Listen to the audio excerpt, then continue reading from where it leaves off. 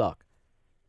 Donald Duck, the cartoon character Donald Duck, because the rest of these guys and gals are cartoon characters. It doesn't make any difference who you're voting for. I'm voting for a Looney Tune character because I'm gonna write in the candidate Donald Duck because it doesn't make a difference. I see the light. Now, if Chicago's going down the tube, it's gonna go bankrupt. Now, so it doesn't even make a difference. I don't have the opportunity to vote, and as you know, in these last few elections, I consider the ballot Charmin to me. So I file it with nothing on it. But I will say this.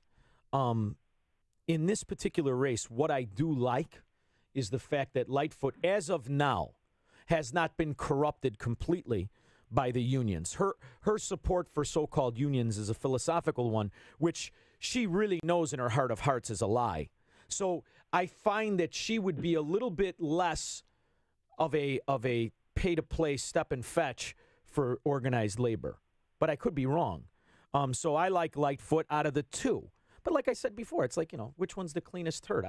Neither one of them to me. They're scoundrels and lowlifes. But Grady Preckwinkle is somebody who's been involved in the Chicago machine, not only like just an just sitting there and kind of dealing with it when she has to. She's thrived. She is the Cook County Commissioner, which is no small feat. You've got to understand the junior mafia bosses, which become Cook County Commissioners, these are people with a lot of clout. When you know one of these scumbags, you've got a little cheese. You need some help with a building permit, a business permit. You need some alleviation of a regulation. These are the scumbags you see. So that's a world where already at that echelon, you're clouded up. And she is the president of it. So the reason she cannot get in is because it is a detriment. It is a ding to the powers that be. Now, can those powers corrupt Lightfoot? Yes. But at least the people have that alleviated time period till they completely flip her. So, I would pick Lightfoot. But you do, Donald Duck. Listen, I'm a man of principle. I like it. What was your second point? Oh, well, it's not a point. It's I want to tell you something, and then I need some advice from you. Oh, I'm going back into the Lions Den this Saturday with the ex-state senator to tell those liberals a new one again. So what should I hit them with this time, Sean? Okay, now the main thing to remember is don't yell because nobody can hear you, right? If you're yelling and they're yelling, you can't hear you. Wait for them to stop talking. And the way I like to do this when I talk to dimwits is I ask them, are you done? Are you done? Are you done with your nonsense? And you make them, so this way you have complete silence and you can articulate your point. And then the reality is whenever you're discussing what is the abuse of political power when you're talking about it with politicians, the one thing I always like to ask them, the fundamental principle, is why do you have the right to control someone else's life? And there isn't a justification for that. So, I mean, as high up as you can go, I don't care if it's a senator, if it's a presidential candidate, I don't care if it's this lowly mayor running in your municipality. Why do you have the authority and the right to control other people's lives? See, and if we would have asked that question, that fundamental question, we wouldn't be in any of this BS that we're in. Do you realize that? Think about every one of the problems in this country. It is always a ramification from government controlling people's lives. Everything. From the Social Security debt to the pension problems to all of it. What they do not have the right to do, which is America's covenant with us, the citizen, they don't have the right to pick favorites. You don't have the right to say this section of people, they're the good people, and all the others must pay for them. The problem is we get pulled off into the individual arguments and we forget the fundamental principle. It's the hardest thing in the world to do because emotions kick in, right? I mean, you hear Bernie Sanders, my blood boils just at the sound of him. Here, let's do it together. All right? Thank you, Chicago. Right? Now, he should be in Chicago. We're the most friendly to the communists. Okay. We're the most corrupt. So Chicago's great. And the thousands cheer. But the reality, what he's saying is absolute micromanagement of your life. And not Bernie Sanders, and we could go through his own resume, but he's fungible. If it's not Bernie Sanders, it's going to be one of the other 12, right? It'll be one of them. They're all preaching the same thing, which is politicians controlling the individual. Instead of what needs to be fixed is a removal of government. And that's why I'm against Trump and a lot of his policies. If you look at what Trump's doing, he's doing the same thing. He only promises better management, right? He's not saying to you company, he's not saying to the companies of America, Go out and make as much money as you can, which, by the way, that's what Ronald Reagan did. Ronald Reagan said, okay, boys, go and get it. That's literally what he said in a speech. I have leveled the playing field for all. Go and get it. That's not what Donald Trump says. Donald Trump says, American companies, I'll help you, especially the ones I like. The rest of you who have managed to survive in this climate, screw you. Right? That's what he's basically saying. He's selling patriotism. And so is Bernie Sanders, but he's redefining patriotism. He's redefining patriotism as socialism. Now, I think that's a hard sell, but I'm worried. I'm worried that there's 10,000 kids there. I'm worried that your kids and my kids are susceptible to these ideas because we have put them in an atmosphere in public school which has taught them that society writ large is an entity unto itself, not made up of individuals. That's a problem, brother. So to me, all the pins are in a line to be knocked down. And that's why it's a huge, important thing to focus on. What is socialism? Why are they selling it? Ocasio-Cortez literally, and I'm not being mean, literally was working for tips. She now has enough political money coming into her name where she can divert $1 million and no one asks a question. This is $1 million. You realize $1 million is a sum most people will never see. They will never see it. And she just skimmed it off the top like a drug dealer to funnel it to her campaign chief, of which nobody knows. None of the people that gave her money knows about this shady-looking character, who, by the way, I think he'd have a hard time going through TSA. And this guy, it's $1 million, and no one says a word. Oh, it's for campaign expenditures. This is money fraud. This is money laundering. This is what we've allowed politicians to do because we are busy fighting for our money. Think about a system that makes you a criminal if you're fighting just for your own money. So the guy like Bernie Sanders who gets up in front of people and says, I am going to take the money from the people who don't deserve it, from the people who have too much, regardless of the circumstance. I'm going to take it, and I'm going to give it to your kid. I'm going to give it to your neighbor. That's a thief. And the guy who we refer to as a criminal is the guy who says, please don't take my money. I've worked really hard for it. And what do I have to do to be as privileged as these politicians who get to create shill companies and hide the money? How can I do that? So they hire accountants. There's an entire industry set up for people just to keep their own money. Look at how far downfield we've gone, where the guy you root for is the guy who's taking someone else's money. I mean, that to me, so that's the principle to focus on when you're talking to a Democrat who is really a communist light. That's what you focus on. I'm sorry, Senator Goodballs, whatever your name is, you don't have the right to mitigate freedom, liberty, and moreover, to seize someone's money. You don't have the right. You don't get to set a limit. I don't like how he did it, so I'm going to take it. What the hell have you become? This is the problem. We are unmoored from who we are as Americans. And now Americans, they treat themselves like Soviets with just better conscience. It's truly immoral. So the reality of who you're arguing with, never forget this. They are immoral in their soul. They are covetous, and they are filled with greed. The only difference is their greed isn't to make more money for themselves. It's to take more money from others. It's a real evil. And that's what you're fighting. So stay focused and stay calm. Because once you start yelling, that's what they want. Because now they can label you a crackpot. Versus arguing with the principles I've just given you.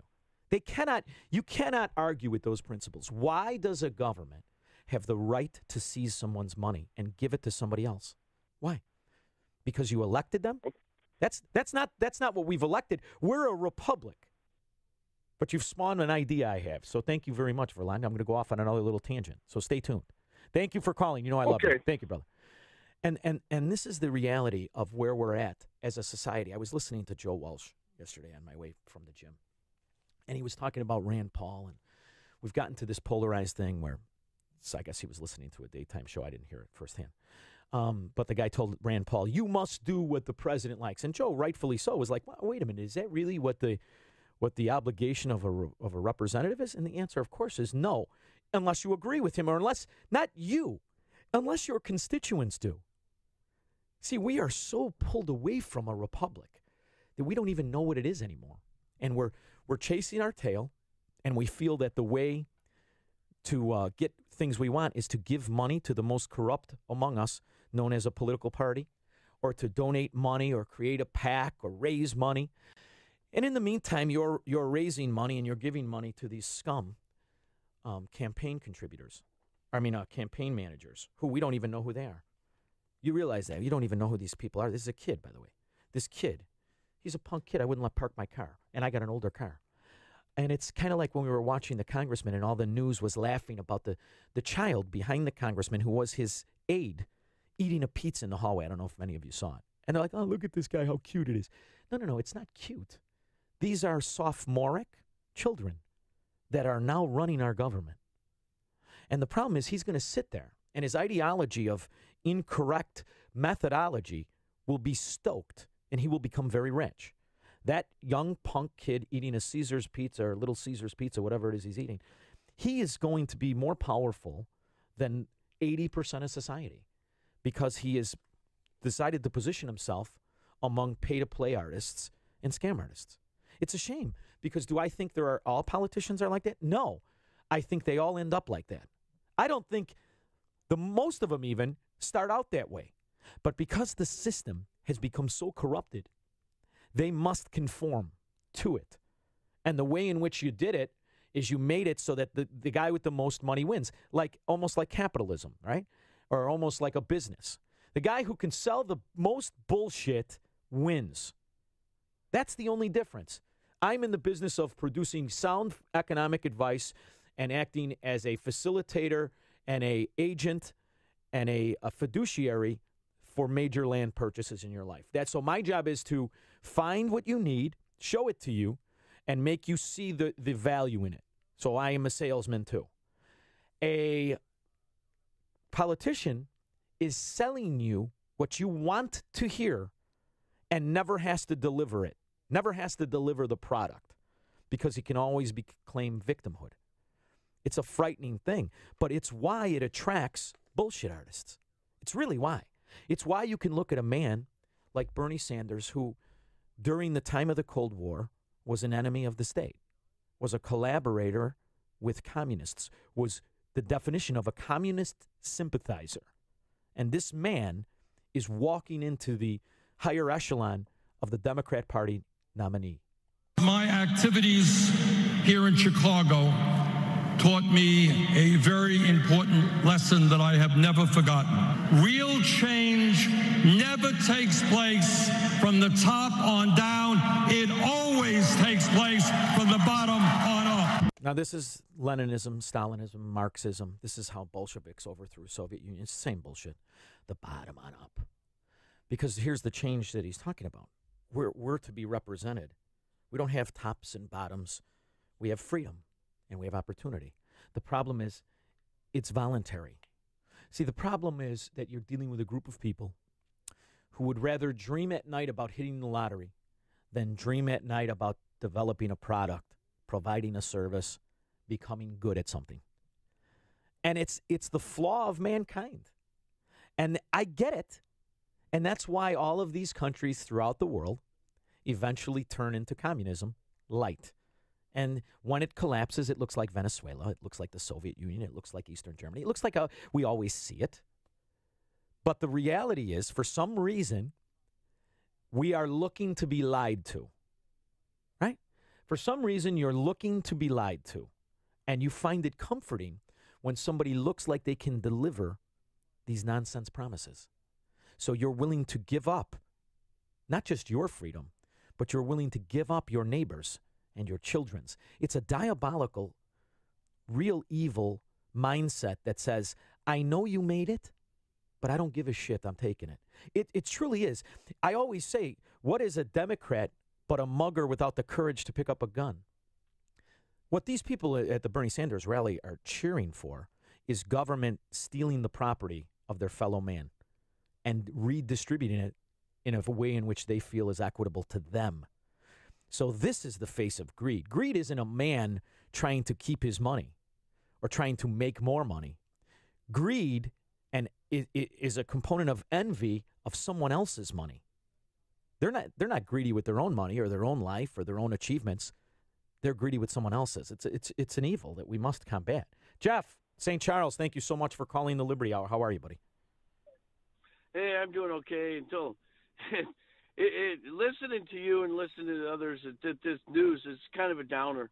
I mean, it's like every day it's just bad news. Yeah. And you're absolutely right. No, it's terrible. You're absolutely right, though. See, that the thing that bothers me is that we're deaf, dumb, and blind in this country. I have a lot of family in other parts of the world, and they look at us like a bunch of crybabies and idiots because of what we're doing to ourselves. Mm-hmm. And I see us going down a road of communism Jeff, within probably 10 years, maybe 15.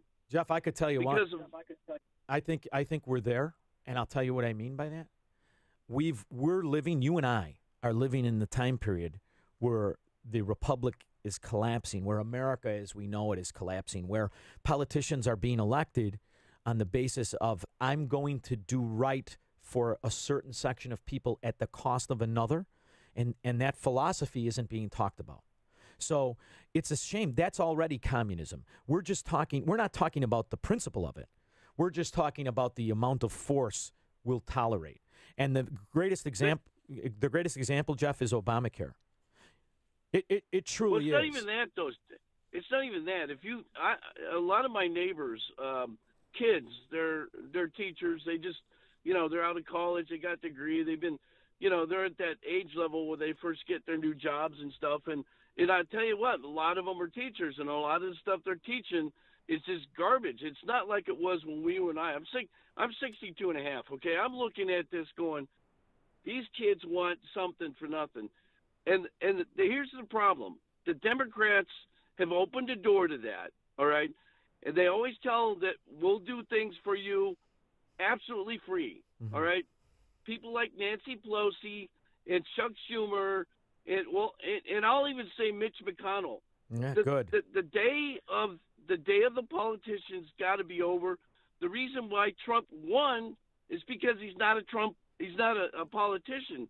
But unless we get other people like Trump in there, like it or not, it's not going to change. It's going to get worse. So I'm going to, the nice thing about this podcast, Jeff, I don't have to go to break or whatever. So we're going to have a conversation because I really want to do this with you because I want to tell you my perspective on it. And I'm not, and Jeff, please understand, I'm not giving you a perspective of it's my way or the highway. I'm just telling you how I'm looking at this, okay?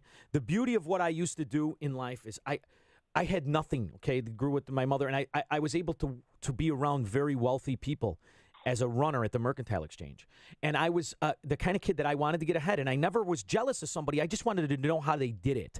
So I would talk to older guys, and I would say, hey, how did you do it? And it was funny to listen to their perspective. So you get a kind of, from my view, it's about listening to a bunch of information and focusing on which one actually works. And they would all point to one or two philosophers called trend followers. And these are guys who were able to, in the 20s, a guy like Jesse Livermore, who during the crash of 1929 made $100 million. And he had no money, by the way. He started with nothing. See, back then, no one had money. And the way that this guy did it is he would have a perspective of looking at the markets. Well, when you think about what he did, you can apply that to society, right? And his rule was he would put everything on one wall of his office, and he would go in on the other corner, stand on his desk, and try not to focus on the individual lines, but on the overall spectrum, the overall picture of things, right? So I try to do this in everything in my life. And if you look at you're 62, I'm 51. I'll be 52 in November. And what I've seen in my life is a fundamental change in the integrity of the individual.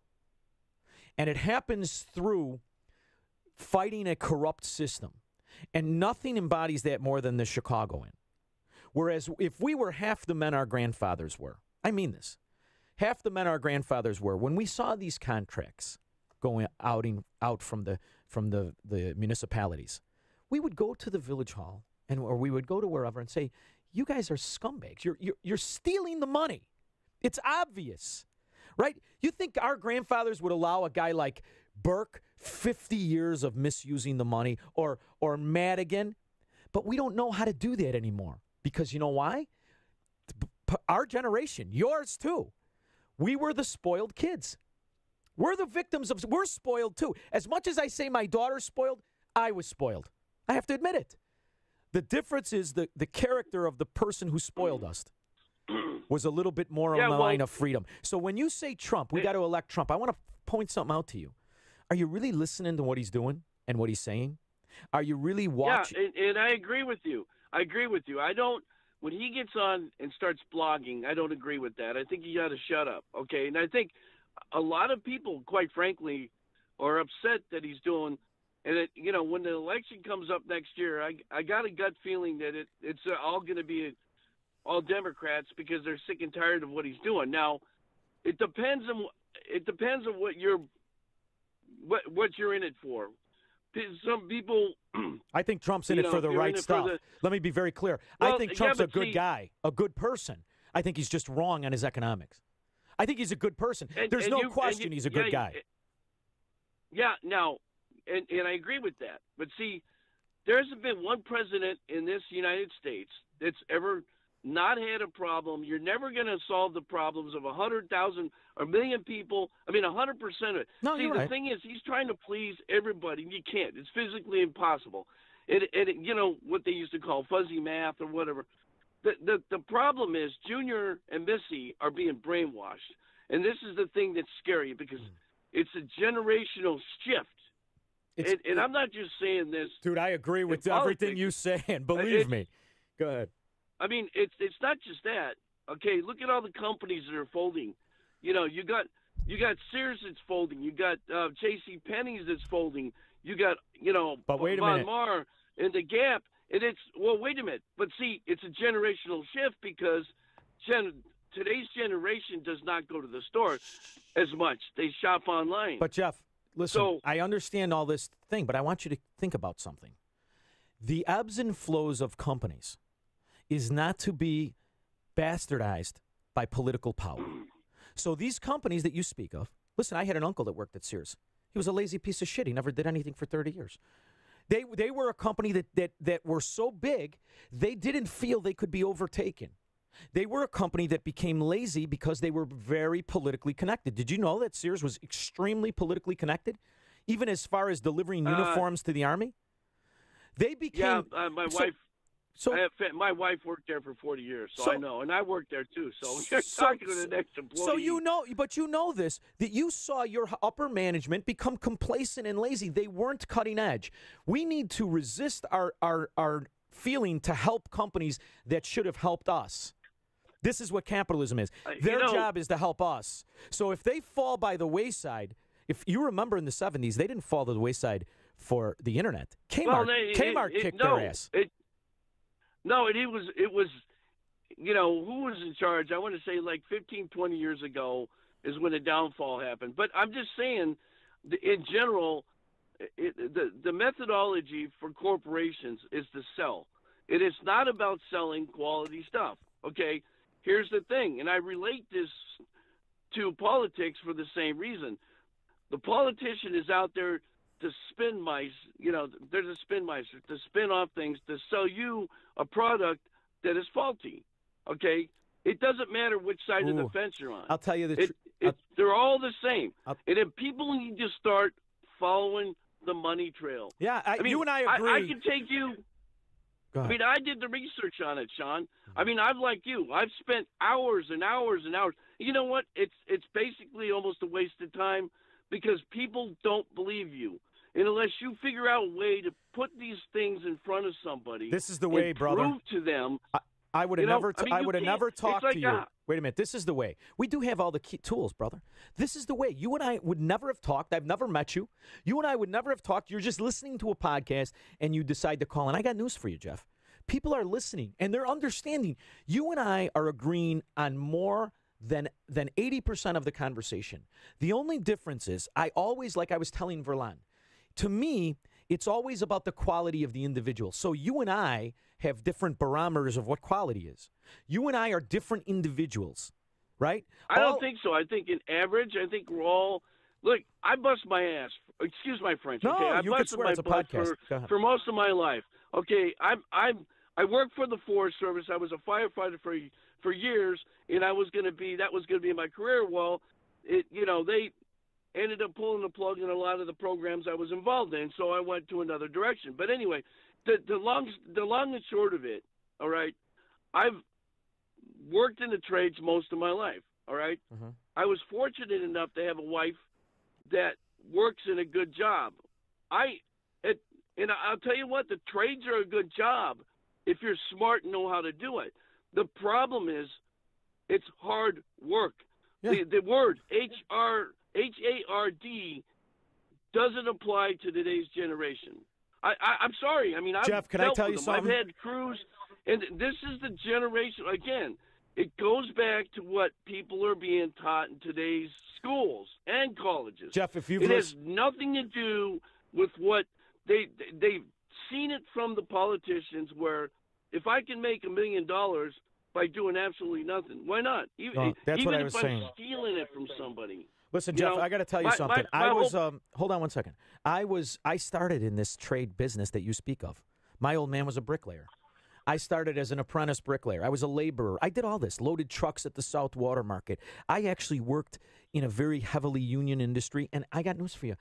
I'm lucky enough in life to have met, not through work, but through friendship, the head of the union, who I loved as a human being. Loved him. He's still one of my favorite people on the planet. And I can look at what happened during the time of American labor and recognize the fact that what destroyed the American product isn't the competition. It's the American Union that destroyed the American product. And we've been propagandized the whole time to be told that that is the best product. But it's a simple question that you can ask a union. And I've done this, by the way.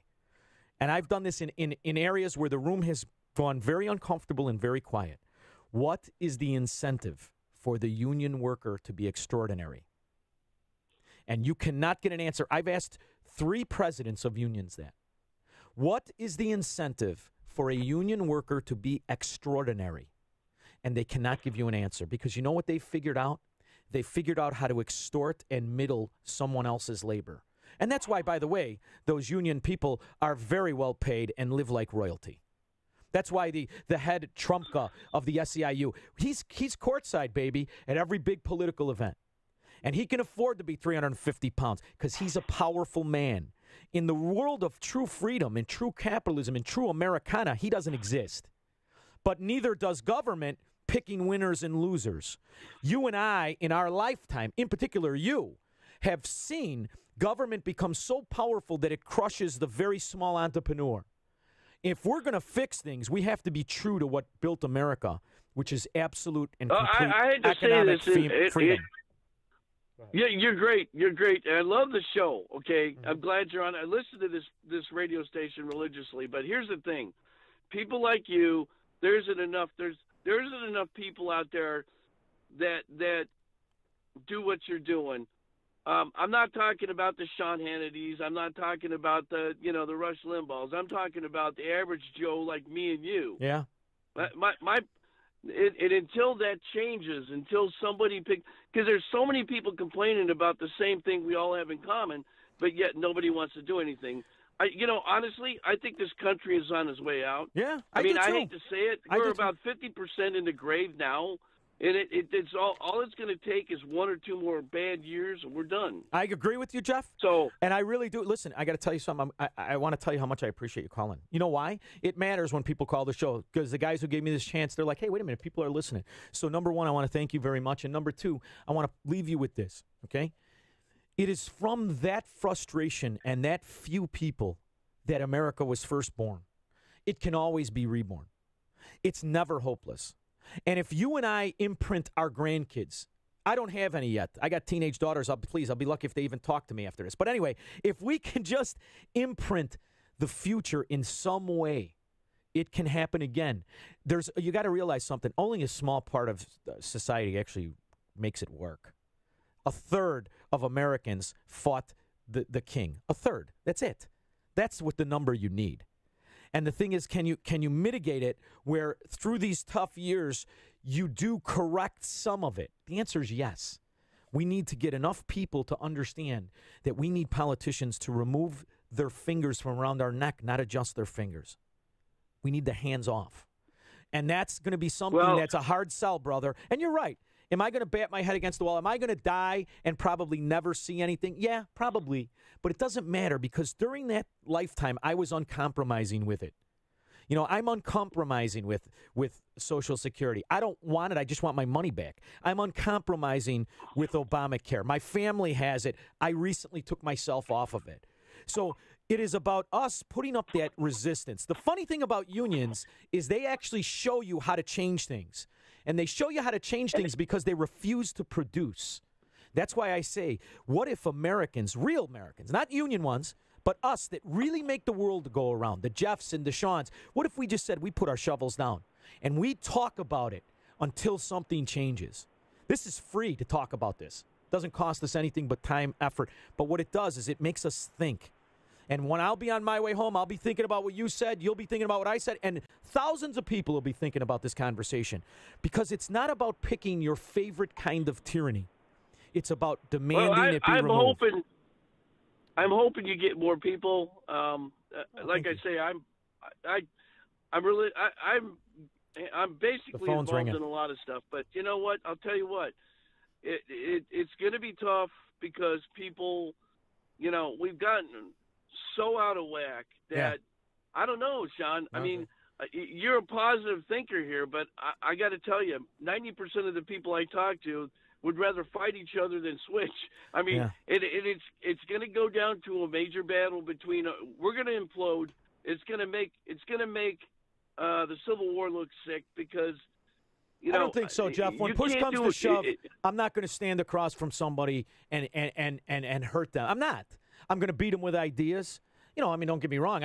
I'm from Melrose Park. I love a good punch in the face. But I'm not going to go to that extreme. I don't think we will go to. I mean, could it happen? Yes, it could. And if it does, I'll survive. But I think it will. Well, I'll tell you what, I think brother. Toward next year, you watch. Do me a favor. 2020, 2021. I'm telling you, I'm going to, if I have to lead a charge, I'm going to do it. Jeff, do me a favor. Stop by the Elmhurst Cigar House. I'm fed up with the establishment. I hear you, brother. I feel the same anguish. But I got to take anyway, John. I got to let you go. All right, thank you, brother. I got to take John. Do me a favor. Stop by the Cigar House. I always love a good conversation. John in Bridgeport. How you been, kid? Oh, not bad. How you doing? You know, he's not that far off, to be honest with you, with the collapse. But I tell you, you know, the sad thing is, you know, he's railing on the young generation. It's everybody. Joe, I blame. I can guarantee you. Go ahead. I guarantee you, all right? I'm a Teamster, okay? I guarantee you, even if communist straight-up Bernie Sanders wins the nomination, I guarantee you 3/4 of the morons that I work with, okay, will vote for him. Voting literally to strip their own freedom away. So it's not just the young John, you know what I love about this call is I married a union president's daughter. All right, can you imagine my house? I mean, I love him, by the way. My father-in-law's my favorite human being in the world. But I've worked around these guys. I know these guys. They are unaware, to a certain extent, the damage they do. And the problem is you are not. I mean, the hope is you are not, because the individual worker kind of knows. He sees what's going on. You want to know what the guys that hate a union most that I've experienced are guys that work in one. The principled guys that have to, because they actually do their job. That actually do their job. They hate it. Yeah, right. They hate it. All the bricklayers. I was a bricklayer in the you know, like late 70s, early 80s, with my old man dragging me to the frickin' thing. I was a kid. My boots were heavier than I was, shoveling the mortar. And the smartest son of a bitch I ever met in my life was a bricklayer. I think Dan Proft's a brilliant kid.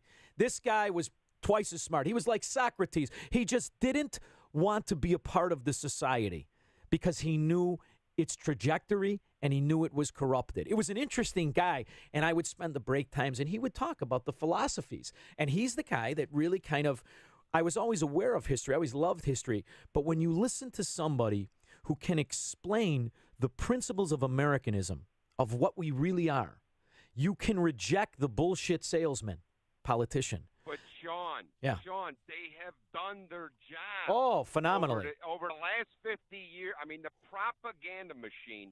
Now, you're talking about men, okay? Rah-rah American guys, okay? Drive, Harleys, big union guy, America first, blah, blah, blah, whatever, These guys will vote for that. Yeah, no, they did. Will. They did. But that's how stupid they are. Well, and you know what's funny, John? I lost a lot of people. I've been calling the shows since Obama was running, and that's kind of where, the guys gave me a chance. I lost so many people. You should see the emails I got when I started to say, you do realize that protectionism that Trump is selling you and the socialism that Bernie Sanders is selling you is only separated by a hair. They're very similar. And people would go crazy. And that's how I got this podcast, because the people here at the station understood my point. Even if you're waving a flag when you're controlling the economy, you're still doing something you shouldn't as in a government. So the trade issues. Let me tell you, he's dangerous too. Oh, that's what I mean. He's opening the door. I'm telling you right now, I think it was, I want to say maybe Joe Walsh a few weeks ago, he brought up an excellent point, okay, that with these executive orders, all he's doing is opening the door, because eventually the Democrats are going to win again. They're going to win majority. It's eventual, okay? It's going to happen.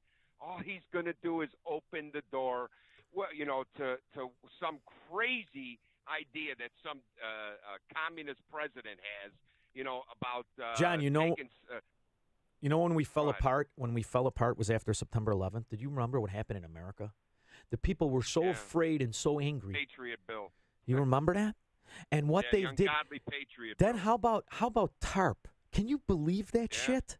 What do you mean you're going to pay off these scumbags and you're just going to make the money up? What have you done? And now you've got lawyers. There's a scumbag. By the way, thank God he's off this air. I couldn't stand this piece of garbage. And he would come on and he would rah-rah patriotism. And the whole time he would never disclose his fee because he was a lying fraud. But number two, he would always say, never give up the land in people that can't pay their mortgage. Do you understand what happens when you create programs that take away one guy's debt but keep another guy's debt intact? You screw that son of a bitch that did the right thing. You screw me. You screw you. You screw Jeff. You screw my producer who busts his ass to make his mortgage. And the problem is as Americans, we wanted to be lied to, brother. It was after September 11th. We wanted to be told, what do we do and how do you save me? And now you look at where we're at in 2018, and we're in the same quagmire bullshit. Sean, social issues aside, no one rarely ever talks about the new and upcoming thing, the MMT, the modern monetary theory. Oh, the deficit. You could spend 10 shows. Yeah. Okay, on that. I just read the article yesterday in Zero Hedge. It's nasty, man. I'm telling you. This guy, the guys that are talking about the Civil, they're not that far off. No, I'm telling you. No, they're really right. Not. It'll be about money. And you know what's funny, John? If you read that, I read that thing yesterday, and all I kept thinking about, this is a bastardization. It's not even. It's worse than Keynesianism. This is that Throw out Economics 101 right out the window. This is that Paul Krugman shit, where the government gets to decide where the money is and how you can legally nationalize life itself. That's what these bills are all about. Think about it. All these bills that they're promoting, they're about owning you.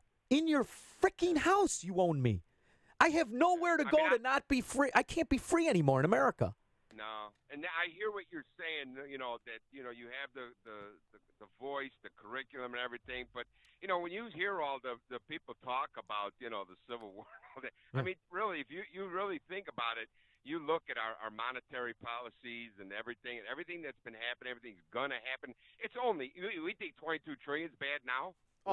It's fucking times it by 10. Yeah. And here's it's gonna get so bad, man. That you know what, John? The only way, like you and I know the fact of that only a third fought for the revolution, and the only way to come out of this is through a collapse, unfortunately. Yeah, but it's through us being there, or people of our descendants being there with the principles that we're talking about. I understand, but I agree. If we know the truth of the monetary issues and everything like that. the truth of that is an absolute chaos. You know, John, You know it's what I mean? funny We're because not even going to be civilized. I've been like this since I was a kid, and I went to an event recently, a boxing thing in Elmwood Park, where where I live now. I'm actually from Melrose Park. I went to this boxing thing, and here's that scumbag Pete Silvestri and a couple other politicians, and when they see you, they know that you understand just what kind of scum they are. They look down in the corner like a lost puppy dog that just got beat up. Yeah. I'll tell you what, John, it's through that. I left there, and I have to tell you something. Obamacare has stripped me of a lot of my savings. Life and the cost of my kids going to parochial schools versus public schools, I've put my money where my mouth is. And I'm going to tell you something, John. I got a sneaky suspicion I'll be down in Florida roaming a beach without 2 cents to my name, hoping a tourist throws me a sandwich. But in the end, I'm going to consider myself rich. You know why, John? I didn't break to the pressure. It's been a hard road. Yeah. It's been a hard road, but I didn't break. And I'm hoping that out of my 2 girls, I get at least one grandkid that is the same way I am. Another little jerk off that's willing to look you in the face and call you a liar. Because that's what it takes. And that's what we need to do. Look at these guys in their eye and say, I see you for what you're doing. And that's why when I read this story about Ocasio-Cortez, it isn't going to happen. It'll happen on our side because we're just as bad. But when these socialists realize she skimmed $1 million. This is the girl preaching absolutes. You stole $1 million from your campaign contributors. And but it's people amazing. have blinders on, Sean. Yeah, so you're right. Whatever facts or truth, I mean, I don't know. Were you listening to Dan and Amy? His last 20 minutes when he was breaking down the tax of the south suburbs and everything, that had to be some of the best radio I've ever heard of. The truth and facts, that isn't going to open up anyone's eyes because everyone is so polarized. They have such blinders on that. Yeah. And it's sad. It really is, like you say so many, it's just sad. But what you need to do, okay, after you get done with your show, is you're going to go and you're going to start your study work, okay, to get your license in either Idaho, Utah, or Wyoming. I'm in Florida, brother. Come on, John. I can use my money and pay my money to Liberty Real Estate Services right, to get out of this state. Okay? I love it, John. Listen, in the meantime, stop by the Elmhurst Cigar House before I sell that son of a bitch. You stop by for a capitalist discount. Promise. All right, thanks. Thank you, brother. Thank you. I'll tell you what, and that's why I'm hopeful, man. Just 1 or 2 guys and people listening. We are arguing the principle, the fundamental freedom that this country was built on. It's an idea. It's a concept of liberty for the individual. And by the way, if you're buying Florida and South real estate, Liberty Real Estate Services. See, John motivated me to plug the real estate company. So maybe if I'm on that beach, I could afford my own sandwich. I'll be back tomorrow, 9:05. I've had a great time. I want to thank everybody for calling and listening. And then, kid, you're going to have to show me how to share this on the Sean from Elmwood Park page and all that. Thank you very much. I do appreciate it. We will be back tomorrow, 9:05.